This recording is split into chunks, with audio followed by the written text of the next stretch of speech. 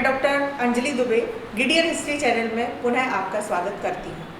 हमारा आज का जो वीडियो है वह 1909 के अधिनियम के दोष एवं महत्व पर आधारित है। इसके पहले के दो लगातार वीडियो में हमने 1909 के अधिनियम के बारे में जाना। उसके बाद वाले जो वीडियो था उसमें हमने उसके उपबंधों पर चर्चा की और आज हम इसके दोष और क्या इसका महत्व हमारे सामने आता है इस पर बात करेंगे। तो हम बात कर रहे हैं अधिनियम के दोषों पर। 1909 का अगर हम अधिनियम देखें तो इसमें बहुत सारे दोष निकल कर के सामने आते हैं, जिसमें जो सबसे पहला दोष था वह था भारतीयों को निराशा। भारतीयों को निराशा पे अगर हम बात करें तो भारतीय देश में उत्तरदायी सरकार की स्थापना की मांग के लिए आंदोलन जो है वह लगातार कर रहे थे। भारतीय सुधार अधिनियम में उन्हें अपनी मांगों की पूर्ति की बहुत ज़्यादा आशा भी थी, लेकिन उनको उनकी आशा थी उस पर इस अधिनियम के माध्यम से कहीं ना कहीं देखा जाए तो पानी फेर दिया गया था। अधिनियम में निर्माताओं ने स्पष्ट रूप से औपनिवेशिक स्वशासन तथा उत्तरदायी सरकार की जो मांग भारतीय लगातार कर रहे थे उसको अस्वीकार कर दिया था। जकरिया के अनुसार इसमें पदार्थ की अपेक्षा छाया अधिक थी। इस अधिनियम के द्वारा अंग्रेजों ने शक्ति संतुलन के सिद्धांत को अपनाया और भारतीय समाज में कुलीन तत्वों तथा विशेष वर्गों को अपनी ओर मिला करके राष्ट्रवादी तत्वों के विरुद्ध एक नई शक्ति सृजन करना प्रारंभ कर दिया और इस तरह से वह आगे बढ़े। इनका जो मुख्य उद्देश्य था वह संवैधानिक निरंकुशतावाद की स्थापना करने का था। संवैधानिक सुधारों के प्रतिवेदन में यह कहा गया था कि इस अधिनियम के द्वारा मुगल सम्राटों तथा हिंदू राजाओं की निरंकुशतावाद का सम्मिश्रण ब्रिटिश सम्राट और संसद के संविधानवाद से कर संवैधानिक निरंकुशवाद की स्थापना करने का प्रयास किया गया था। दूसरा, इसके अगर हम दोष पर चर्चा करें तो वह था संप्रदायवाद को प्रोत्साहन।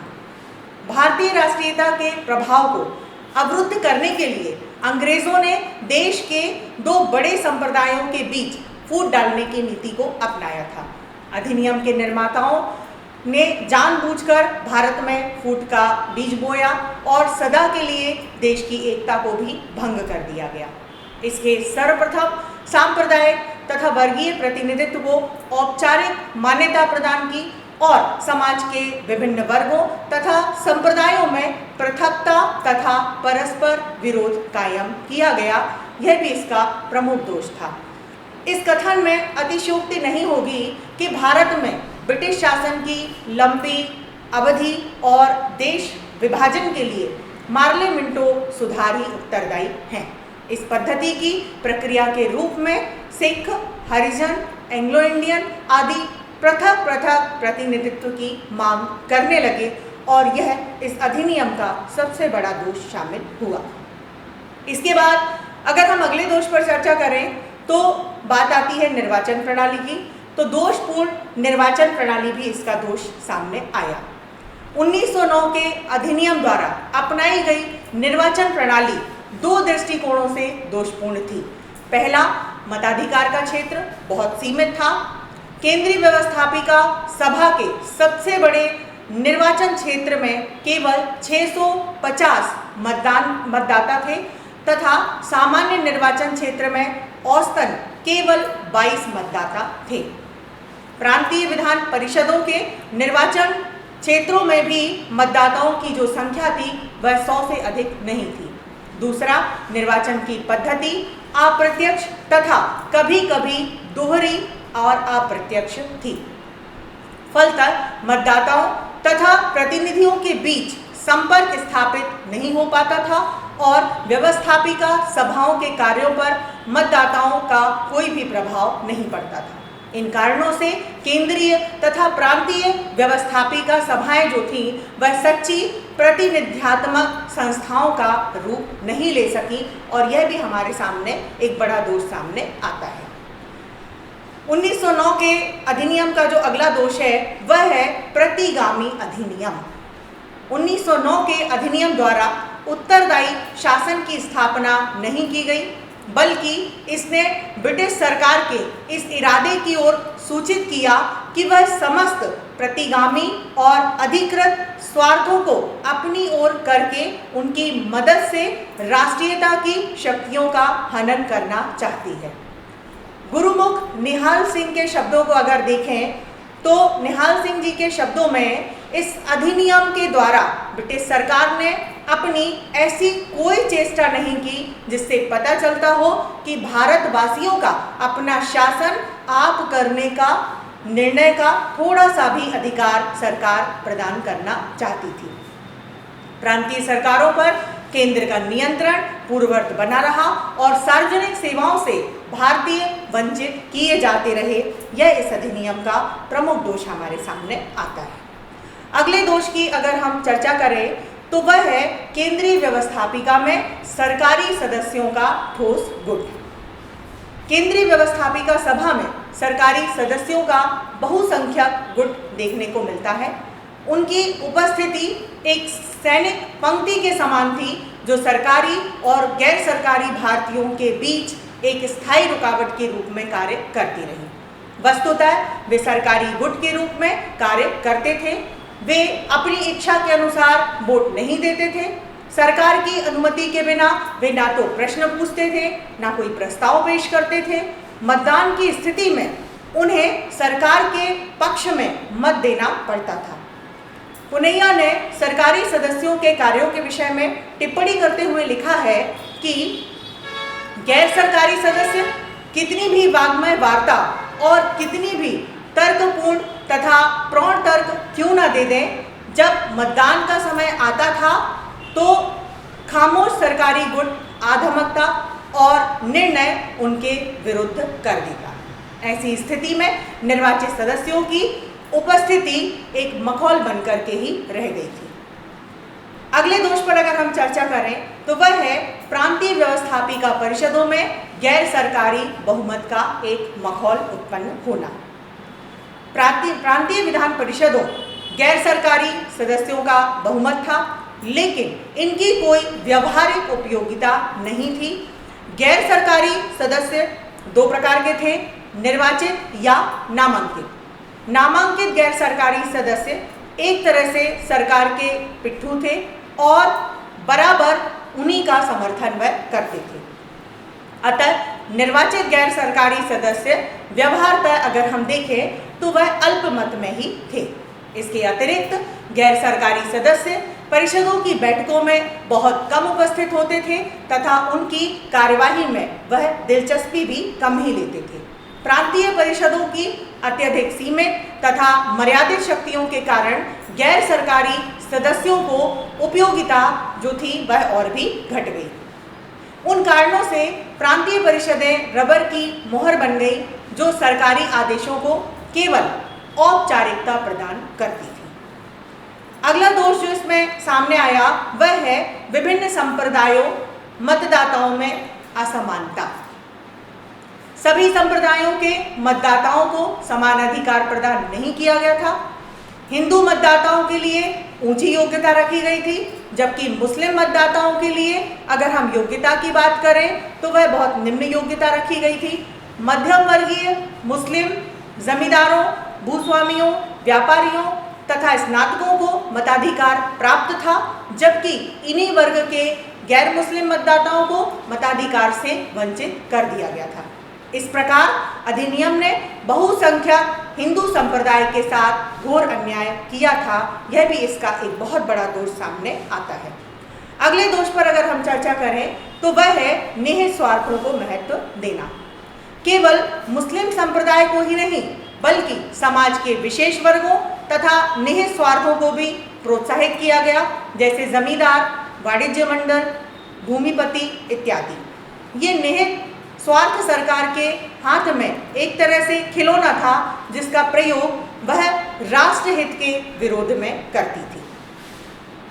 अगले दोष पर अगर हम चर्चा करें तो वह है प्रशासन का अत्यधिक केंद्रीकरण होना। अधिनियम ने भारतीय प्रशासन को पहले से भी अधिक केंद्रीकृत कर दिया था। प्रांतीय सरकारों पर केंद्र का नियंत्रण घटा नहीं था। राजस्व प्रशासन तथा विधि निर्माण के क्षेत्र में प्रांतों पर केंद्र का जो नियंत्रण था वह पूर्ववत पहले की तरह ही बना रहा। केंद्रीकरण की प्रवृत्ति भविष्य में स्थानीय संस्थाओं तथा स्वशासन के विकास में एक बहुत बड़ी बाधा के रूप में सामने आई। निष्कर्षतः यह सुधार योजना अपर्याप्त एवं अर्धमार्गीय थी। यह सुधार चंद्रमा की चमक मात्र थे। डॉक्टर जकारिया ने इसका विश्लेषण करते हुए कहा है कि इसमें एक और प्रगतिशील कदमों का समावेश किया गया था, तो दूसरी ओर उन पर इतने बंधन लाद दिए गए थे कि वे निरर्थक हो गए थे। प्रजातांत्रिक निर्वाचन सिद्धांत अप्रजातांत्रिक सांप्रदायिक प्रतिनिधित्व से कहीं ना कहीं जुड़ा हुआ था। सरकारी बहुमत को समाप्त कर दिया गया था, लेकिन फिर भी निर्वाचित सदस्य जो थे वह अल्पमत में ही थे। परिषदों की सदस्य संख्या तथा अधिकार क्षेत्र में वृद्धि की गई थी, लेकिन फिर भी संसदीय सरकार की स्थापना नहीं की गई थी। कार्यकारिणी परिषदों में भारतीयों को स्थान दिया गया था, फिर भी वे सत्ता जो थी वह अंग्रेजों के हाथ में ही बनी रही। तो इस प्रकार हमने इस अधिनियम के दोषों पर चर्चा की। कोई भी अधिनियम जो है उसमें ऐसा नहीं है कि केवल दोष ही दोष हों, कुछ गुण और कुछ दोष का सम्मिलित मिश्रण होता है। तो निश्चित तौर पर अधिनियम का कुछ महत्व भी रहा होगा। तो अब हम बात करेंगे कि अधिनियम का महत्व क्या था। उपयुक्त युक्तियों के बावजूद मार्ले मिंटो सुधारों को एकदम निरर्थक नहीं कहा जा सकता है। यह योजना अगर हम देखें तो कई प्रकार से उपयोगी भी सिद्ध हुई। पहला, इससे भारतीयों को संसदीय शासन व्यवस्था का महत्वपूर्ण प्रशिक्षण मिला, जिससे भविष्य में विकसित व्यवस्थापिका सभाओं का उन्होंने पूर्ण रूप से उपभोग भी किया। दूसरा, अगर हम महत्व पर चर्चा करें तो व्यवस्थापिका सभाओं के आकार तथा शक्ति में वृद्धि की गई, जो बाद में विकसित होकर के पूर्ण संसद बना दी गई। तीसरा, अगर हम महत्व पर चर्चा करें तो संवैधानिक विकास के वृहद दृष्टिकोण से भारतीय स्वशासन की दिशा में यह आवश्यक तथा उपयोगी कदम था। चौथा, अधिनियम ने भारतीय संविधान को उस स्थान पर लाकर खड़ा कर दिया जिसके बाद उत्तरदायी सरकार की स्थापना एक स्वाभाविक कदम था। 1892 तथा 1919 के बीच इस अधिनियम ने एक संक्रमणकालीन व्यवस्था की स्थापना की, जिससे भारतीय संविधान को विकासवादी स्वरूप प्रदान हुआ। 1892 के बाद 1919 का अधिनियम क्रांतिकारी कदम हो जाता, लेकिन 1909 के बाद 1919 का अधिनियम एक स्वाभाविक विकास था। पांचवा, अगर हम बात करें तो लॉर्ड मार्ले के अनुसार इन सुधारों ने ग्रेट ब्रिटेन और भारत के संबंध के इतिहास में एक बहुत ही महत्वपूर्ण अध्याय शुरू किया था और भारत के प्रति ब्रिटिश उत्तरदायित्व को एक नया रूप प्रदान किया गया। 1909 के सुधार तथा 1892 के अधिनियम पर निश्चित रूप से एक प्रगति देखने को मिलती है। कई अर्थों में इसमें पूर्ववर्ती अधिनियमों की तुलना में विकास हुए। पहली बार अप्रत्यक्ष निर्वाचन के सिद्धांत की औपचारिकता प्रदान की गई। प्रांतीय विधानसभा में गैर सरकारी सदस्यों का बहुमत रखा गया। विधान परिषदों का विस्तार किया गया। सदस्यों को बहस करने, प्रश्न पूछने, बजट पर प्रस्ताव पेश करने तथा सार्वजनिक हित के प्रस्ताव प्रस्तुत करने का अधिकार मिला। कार्यकारिणी परिषदों में प्रथम बार भारतीयों को स्थान दिया गया, यह भी इसका एक विशेष महत्व है। तो निसंदेह ये परिवर्तन जो है अगर हम देखें और इसके पक्ष में बात करें तो वह कहीं ना कहीं प्रगतिशील थे, लेकिन ये परिवर्तन केवल मात्रा में थे, प्रकार में नहीं थे। यह सुधार अधिनियम 1861 के अधिनियम द्वारा अपनाई गई सहयोग की नीति का केवल एक विस्तार क्षेत्र कहना चाहिए मात्र था। तो मैं आशा करती हूँ कि आज के इस वीडियो के माध्यम से आपको 1909 के अधिनियम के दोष तथा क्या इसका महत्व था यह आपको बहुत अच्छे से समझ में आ गया होगा। धन्यवाद। आज का वीडियो जिन संदर्भ ग्रंथों पर आधारित है वे आपकी स्क्रीन पर हैं। आप उन्हें देख सकते हैं और इनका अध्ययन कर सकते हैं। यदि आपको ये वीडियो अच्छा लगा और भविष्य में आप भारतीय एवं विश्व इतिहास को क्रमबद्ध रूप से जानना चाहते हैं तो आप इस चैनल को लाइक करें और सब्सक्राइब का बटन दबाएं। आपके सुझाव सदैव आमंत्रित रहेंगे। साथियों, इस चैनल का उद्देश्य किसी भी रूप में व्यवसाय बिल्कुल भी नहीं है। इस चैनल के द्वारा संपूर्ण इतिहास का ज्ञान पूर्णतः निःशुल्क प्रस्तुत किया जाएगा। धन्यवाद।